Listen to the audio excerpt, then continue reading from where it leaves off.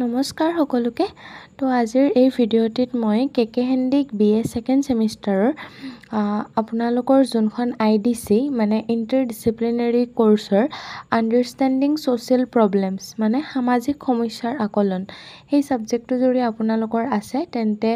সেই সাবজেক্টৰ যোনখন assignment question paper সেই কুৱেশ্যন পেপাৰখনৰ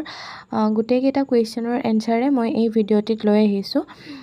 গোটেইকেইটা কুৱেশ্যন মানে প্ৰথম কুৱেশ্যনৰ এনসাৰটো মই আগৰ ভিডিঅ'ত আপলোড কৰিছো আপোনালোকে যদি এতিয়ালে মোৰ হেতু ভিডিঅ' চোৱা নাই তেন্তে ভিডিঅ'টি গৈ চাই ল'ব আৰু হেতু ভিডিঅ'ৰ লিংকটো মই এই ভিডিঅ'টোৰ ডেসক্ৰিপচনত দি দিম আপোনালোকে গৈ চাই ল'ব লগতে প্লেলিষ্ট বনাইও মই দি দিম ভিডিঅ'সমূহ তো আপোনালোকে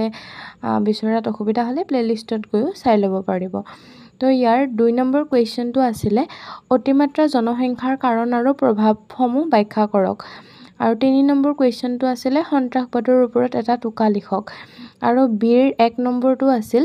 পিছপৰা শ্ৰেণীৰ সমস্যাৰ ওপৰত এটা টুকা লিখক আৰু 2 নম্বৰটো আছিল পৰিৱেশ সুৰক্ষাৰ বাবে আপোনালোকে গ্ৰহণ কৰা ব্যৱস্থাসমূহৰ বিষয়ে আলোচনা কৰক এই চাৰিওটা কুৱেশ্যনৰ এনসাৰে এই ভিডিঅ'টিত মই আপোনালোকৰ লগত শ্বেয়াৰ কৰিছো আপোনালোকে ভিডিঅ'টি শেষলৈ চাব লগতে আৰু বেলেগ সাবজেক্টৰ যদি কিবা এছাইনমেন্ট কুৱেশ্যন এনসাৰ চাবলৈ বিচাৰে তেন্তে নিশ্চয় মোক কমেন্ট কৰি জনাব মই যিমান পাৰো সোনকালে আপোনালোকক দিবলৈ চেষ্টা কৰিম আৰু ভিডিঅ'সমূহ চাই কেনে পায় কমেন্ট কৰি জনাব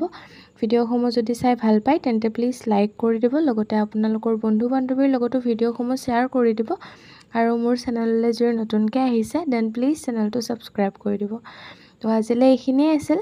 লগ পাই আছো এটি নতুন ভিডিঅ'ত তো চাই থাকিব আপোনালোকে মোৰ ভিডিঅ'সমূহ আৰু প্লিজ সাবস্ক্ৰাইব কৰিবলৈ নাপাহৰিব থ্যাংক ইউ